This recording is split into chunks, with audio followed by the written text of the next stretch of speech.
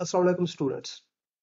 आज का जो हमारे लेक्चर का टॉपिक है that is about recursive descent parsers. इस टॉपिक है उसमें हम डिटेल में डिस्कस कर चुके हैं कि आपके पास जो टॉप डाउन पार्सर है उसमें जो पहला पार्सर था दैट वाज LL1 पार्सर्स। और LL1 पार्सर्स को हमने प्रीवियस जो 3 लेक्चर है उसमें डिस्कस किया था कि आपको LL1 पार्सर बनाने के लिए आपको फर्स्ट एंड फॉलो सेट चाहिए होगा। उस फर्स्ट एंड फॉलो सेट के बाद आप उसमें पार्सर टेबल बनाएंगे और फिर उस टेबल के थ्रू आपके पास LL1 पार्सर्स की इंप्लीमेंटेशन होगी। और उसके जो बेसिक कंपोनेंट थे वो आपके पास input buffer, LL1 parser, parsing table और स्टैक था जिसके थ्रू आपने किसी भी ग्रामर की इंप्लीमेंटेशन करनी थी। उसमें स्टैक एक इंपॉर्टेंट कंपोनेंट है जिसके थ्रू हम ये फाइंड करते थे कि आपके पास जो इनपुट स्ट्रिंग है क्या वो इनपुट स्ट्रिंग गिवन ग्रामर को सेटिस्फाई कर रही है या नहीं कर रही। आज जो है हमारा that is about recursive descent parser. अगर आप पार्सर्स की टाइप को देखें तो टॉप डाउन पार्सर में हम LL1 पार्सर को डिस्कस कर चुके हैं और आज जो हमारा टॉपिक है that is about recursive descent parser. Recursive descent parser के नाम से ही जाहिर है कि आपके पास ये ऐसा पार्सर होगा जो कि रिकर्सिव फंक्शंस को यूज करेगा। इसमें रिकरियन अकर हो रही होगी जिसके थ्रू आपके पास जो इनपुट है उसको पार्स किया जाएगा। तो आपके पास इसका जो बेसिक आइडिया ये है कि आपके पास ग्रामर में जितने भी नॉन टर्मिनल सिंबल्स हैं उन नॉन टर्मिनल सिंबल्स के लिए आप एक एक फंक्शन डिफाइन करेंगे और वो जो फंक्शन है वो रिकर्सिवली अपने आप को प्रोसेस करेंगे और जो भी इनपुट है उस इनपुट से एक एक सिंबल लेंगे और चेक करेंगे कि क्या उसके थ्रू आपके पास एक प्रोडक्शन सक्सेसफुली पार्स हो रही है या नहीं हो रही।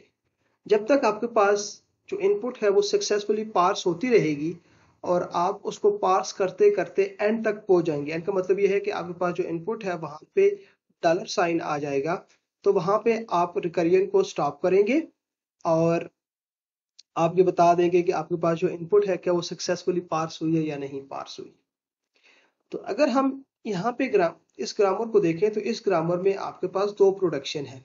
एक प्रोडक्शन है E can be replaced with I E bar and second production is E bar can be replaced with plus I E bar or epsilon। तो अगर आप इस ग्रामर को देखें तो इस ग्रामर से जो पॉसिबल स्ट्रिंग जनरेट हो सकती है वो स्ट्रिंग जनरेट हो सकती है I, इसके अलावा I plus I and similarly I plus I plus I, यानी I followed by 0 plus I और मल्टीपल प्लस i's। ये आपके पास इससे ग्रामर जनरेट होगा। तो इस ग्रामर को इंप्लीमेंट करने के लिए आप दो फंक्शन लिखेंगे। एक होगा ई फंक्शन जो कि आपके पास ई नॉन टर्मिनल सिंबल को रिप्रेजेंट कर रहा होगा और एक आपके पास होगा ई बार फंक्शन जो कि आपके पास ई बार नॉन टर्मिनल सिंबल को रिप्रेजेंट कर रहा होगा। इसके अलावा आपको एक स्पेशल फंक्शन चाहिए होगा मैच फंक्शन। मैच फंक्शन का पर्पस ये है कि आप इनपुट से सिंबल ले रहे होंगे, यानी आपके पास इनपुट से सिंबल्स आएंगे इनपुट बफर से और इसी तरह से उन इनपुट सिंबल्स को आप जो प्रोडक्शन के अंदर टर्मिनल सिंबल्स हैं टर्मिनल सिंबल के साथ मैच करेंगे। अगर दोनों मैच हो गए तो इसका मतलब है आप पार्सिंग को फर्दर आप कंटिन्यू कर सकते हैं। और अगर पार आपके साथ दोनों सिंबल्स मैच नहीं हुए तो आप वहां पे पार्सिंग को स्टॉप करेंगे और आप ये बता देंगे कि आपके पास जो पार्सिंग है वो सक्सेसफुली पार्स नहीं हो सकी, यानी जो इनपुट है आप उसको सक्सेसफुली पार्स नहीं कर सके यूजिंग एनी गिवन ग्रामर। तो इसको जरा हम कोड के थ्रू समझने की कोशिश करते हैं कि यही जो हमने ग्रामर रखा है इसको कोड के थ्रू किस तरह से जनरेट करेंगे। तो अगर आप इसको देखें तो आपके पास गिवन ग्रामर को हमने लिखा हुआ है कि आपके पास ये गिवन ग्रामर है और इसमें अगर आप देखें तो आपने तीन ही फंक्शन डिफाइन किए हैं। एक फंक्शन है आपके पास ई जो कि आपके जो ई नॉन टर्मिनल सिंबल है उसको रिप्रेजेंट कर रहा है और एक फंक्शन है आपके पास ई बार और ये जो ई बार का फंक्शन है ये आपका ई बार जो सेकंड नॉन टर्मिनल सिंबल है इसको रिप्रेजेंट कर रहा है। इसके अलावा आपके पास डिफरेंट वेरिएबल्स हैं। आपके पास इनपुट है जिसमें आप जो इनपुट है वो देंगे, और इसके अलावा आपके पास हमने एक स्पेशल आई रखा हुआ है। क्या मतलब यह है कि हम इनपुट से वन बाय वन एक एक करेक्टर को इनपुट लेते जाएंगे और उस करेक्टर को जो गिवन प्रोडक्शन है उस पर रन करते जाएंगे। तो इसलिए हमने उसको जो पहला सिंबल है उसको हमने करेक्ट वेरिएबल में स्टोर किया है, और यही करेक्ट वेरिएबल हमने ग्लोबल रखा है ताकि ये सारे फंक्शन में एक्सेसिबल हो। और इसी तरह से आपके पास एक आर वैल का बुलियन वेरिएबल है जो कि मैच के थ्रू ये बता रहा होगा कि क्या आपके पास जो दोनों सिंबल्स हैं, जो कि ग्रामर का सिंबल और इनपुट का सिंबल, अगर वो दोनों सेम हैं तो आर वैल ट्रू होगा, यानी जो मैच का फंक्शन है वो उसको ट्रू करके आपको वापस भेजेगा। और अगर ऐसा नहीं है तो आपके पास उसको फॉल्स करके भेजेगा। तो अब जरा इसकी इंप्लीमेंटेशन को देखते हैं। आपके पास एक मेन फंक्शन है और उस मेन फंक्शन में आप सबसे पहले ई को कॉल कर रहे हैं, और जो भी आपके पास, अगर आप देखें तो आपके पास जो ग्रामर है वो स्टार्ट ही ई से होगा, जिसका मतलब है सबसे पहले आपके पास ई फंक्शन कॉल होगा। और जैसे ई फंक्शन कॉल होगा तो ई फंक्शन में आपने सिर्फ ये चेक करना है कि क्या जो जो आपके पास इनपुट कैरेक्टर है अगर वो आई है, उसका मतलब है आप ई को फर्दर प्रोसेस कर सकते हैं। और ई फर्दर किस तरह से प्रोसेस हो रहा है, ई उसके बाद ई बार को कॉल कर रहा है। तो आइए इसका जरा इंप्लीमेंटेशन देखते हैं। आपके पास ये जो ग्लोबल का कीवर्ड है ये ग्लोबल वेरिएबल्स को एक्सेस करने के लिए यूज होगा। आपके पास आई ग्लोबल वेरिएबल है, इनपुट है, करेक्ट है और आर वाल है। तो अभी हमने देखा था जो करेक्ट है वो इनपुट आई, यानी जीरो इनपुट पे जो भी सिंबल है जो कि एक्चुअली आई है, उसमें आपके पास करेक्ट की वैल्यू वही है। तो अब आप चेक करते हैं if correct is equal to आई।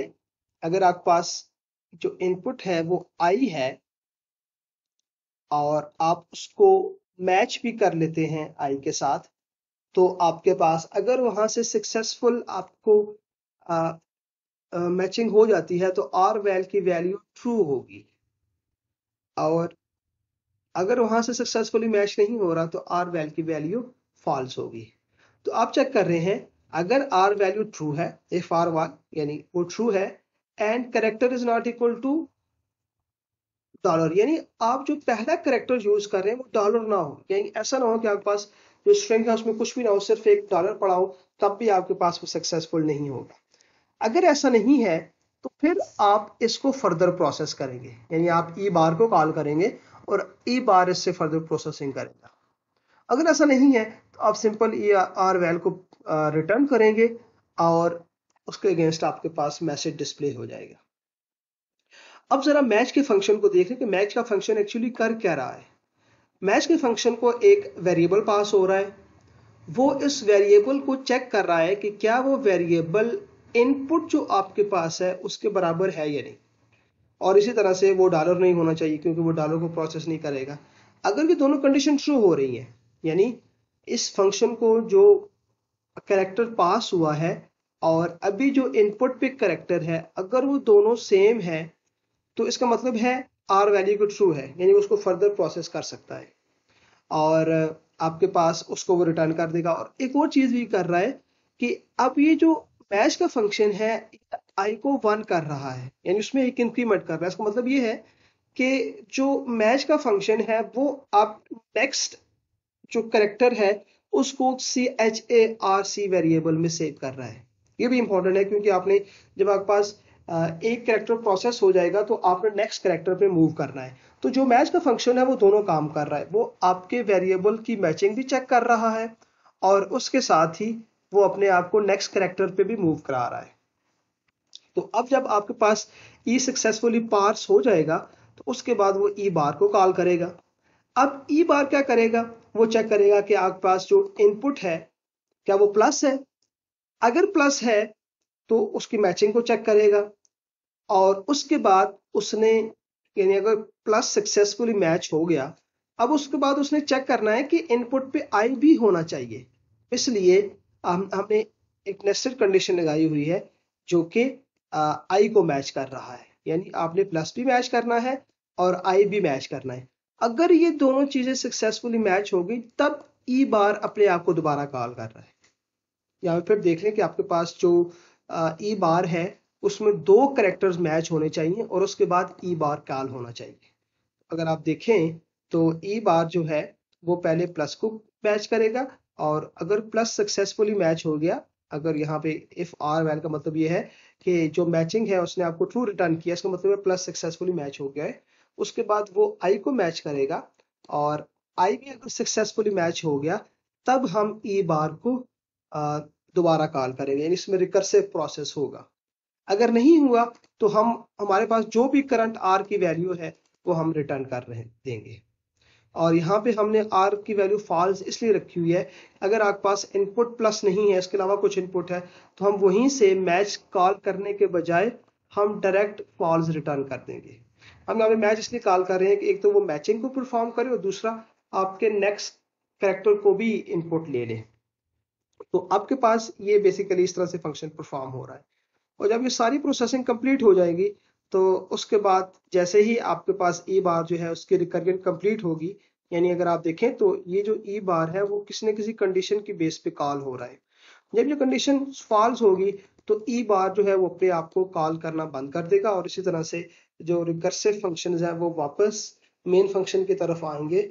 और अगर आपके पास जब मेन फंक्शन में आप वापस आए और अगर आपके पास आर की वैल्यू स्टिल ट्रू हुई, तो इसका मतलब है आपके पास जो पार्सिंग है वो सक्सेसफुली कंप्लीट हो गई है और उसमें कोई एरर नहीं है।